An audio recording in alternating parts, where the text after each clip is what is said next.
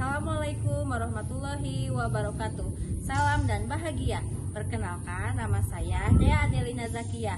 Saat ini saya bertugas di SDN 3 Karamatwangi, Kecamatan Cisurupan, Kabupaten Garut. Salah satu bagian terpenting dari kurikulum Merdeka adalah proyek penguatan profil pelajar Pancasila atau yang disebut dengan P5. P5 bertujuan untuk membentuk karakter siswa dan keterampilan siswa yang sesuai dengan nilai-nilai Pancasila. Sebagai upaya menerapkan prinsip-prinsip keberlanjutan dalam kehidupan sehari-hari, sekolah kami memilih tema gaya hidup berkelanjutan, di mana siswa diajak untuk memahami pentingnya menjaga keseimbangan alam, mengelola sumber daya secara bijak, dan bertanggung jawab terhadap lingkungan. Tema gaya hidup berkelanjutan tepat diterapkan di sekolah kami karena terletak di kaki gunung yang menghasilkan sampah tumbuhan dari kebun-kebun sekitar. Tidak hanya itu, di sekitar sekolah kami pun terdapat banyak kios-kios yang menghasilkan sampah anorganik seperti plastik, botol, dan kardus. Tetapi sayangnya sampah-sampah tersebut tidak dipisahkan sesuai dengan jenisnya sehingga sangat sulit untuk didaur ulang. Sebelum memulai proyek, sekolah membentuk tim fasilitator untuk merancang dimensi dan alokasi waktu proyek. Kemudian, mengelompokkan pelaksanaan proyek dalam 4 tahapan, yaitu pengenalan, kontekstualisasi, aksi, dan refleksi. Kita mengambil tema yaitu gaya hidup berkelanjutan. Nah, adapun untuk menunjang gaya hidup berkelanjutan, kita tidak usah pusing-pusing ya, cari aja sarananya yang simple tapi mudah dicari dan mudah dilaksanakan oleh anak-anak. Inilah praktik baik saya dalam bentuk proyek penguatan profil pelajar Pancasila dengan judul Sakura, sampah kardus untuk karya ramah alam dalam gaya hidup berkelanjutan. Selanjutnya, tahap pelaksanaan. Yang pertama, tahap asesmen diagnostik yang dilakukan untuk mengetahui sejauh mana kesiapan peserta didik dalam menerima materi sesuai dengan kondisi dan kompetensi yang dimilikinya. Saya melakukan asesmen diagnostik kognitif mengenai jenis-jenis sampah. Berikutnya, tahap pengenalan. Pada tahap ini, peserta didik dikenalkan dengan proyek P5 yang akan dilaksanakannya. Terurai secara alami tanpa proses campur tangan manusia. Jadi sampah organik berasal dari makhluk hidup. Contoh sampah organiknya sisa buah, sisa sayur, daun. Selanjutnya, tahap kontekstualisasi. Guru mengkomunikasikan hal-hal yang dapat membantu dalam penyelesaian proyeknya. Siswa mencari dan mengumpulkan sampah dari kios-kios yang terdapat di sekitar sekolah, kemudian mengelompokkan sesuai dengan jenisnya. Yang organik di sebelah sini ya, silakan kumpulkan.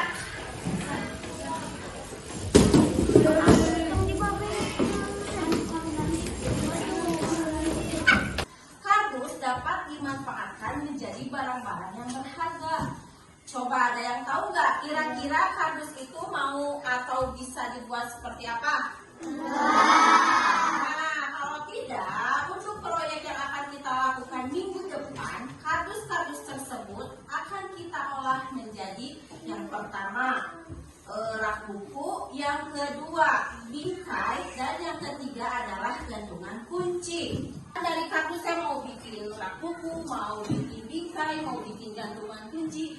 Coba sebutkan kira-kira alat apa saja yang harus kita bawa dari rumah.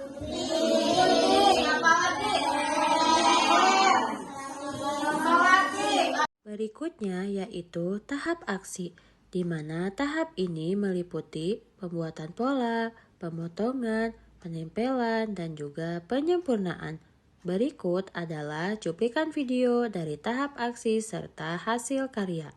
Setelah sebelumnya, siswa dibagi ke dalam beberapa kelompok. Ada kelompok yang membuat rak buku, ada kelompok yang membuat frame, Ada juga kelompok yang membuat gantungan kunci. Ini adalah tahapan pembuatan rak buku. Pertama-tama membuat pola, kemudian dipotong dengan hati-hati dan rapi, dan yang terakhir dibungkus menggunakan kertas kado.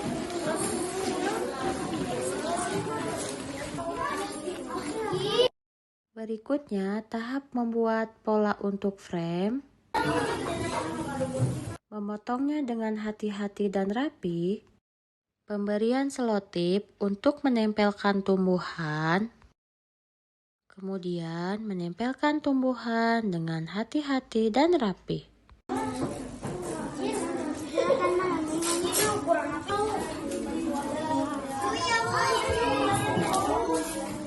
Untuk gantungan kunci, kardus dipotong-potong terlebih dahulu.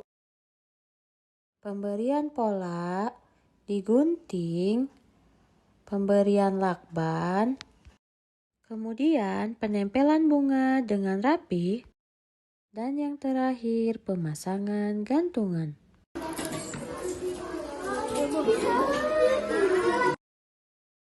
Inilah karya-karya yang dibuat dengan menggunakan kardus bekas.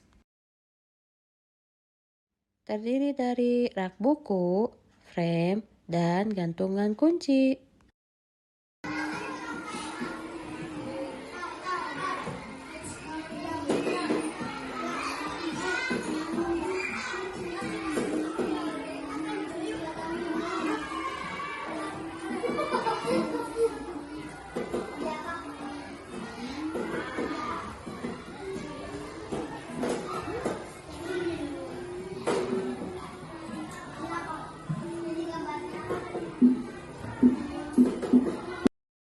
Untuk frame, kami jadikan sebagai hiasan dinding di kelas kami.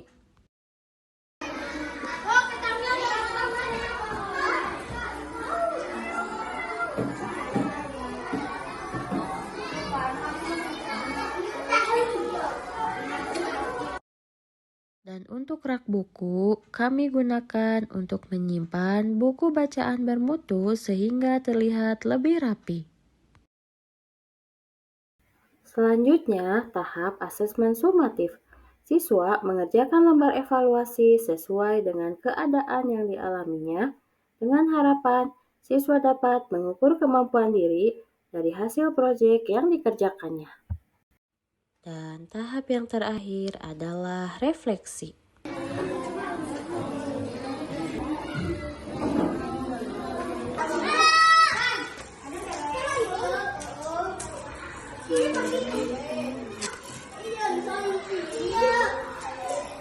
Setelah saya mengetahui tentang beragam sampah, jadi saya bisa membuat rak buku dari kardus bekas.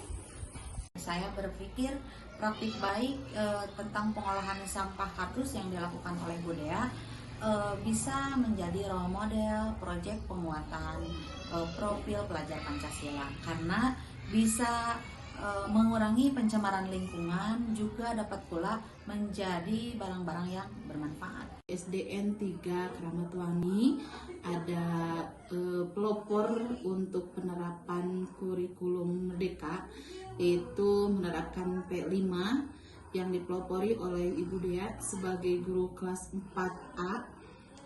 Pada saat ini beliau mengangkat tema sebagai gaya hidup berkelanjutan, di mana sangat berkesan sekali karena beliau menerapkan dengan gaya hidup berkelanjutan itu menggunakan memanfaatkan barang-barang bekas, sehingga bagi kami sangat bangga sekali karena siswa bisa aktif, bisa berinovasi, bisa berkreasi, sehingga hasilnya lebih ke hal-hal yang positif. Bersama kami belajar pentingnya berinovasi untuk keberlanjutan lingkungan, menjadikan masalah lingkungan sebagai peluang untuk pembelajaran bersama. Terima kasih telah menyaksikan perjalanan kami pada kegiatan Sakura dalam gaya hidup berkelanjutan. Semoga menginspirasi untuk berkolaborasi dalam menjaga lingkungan.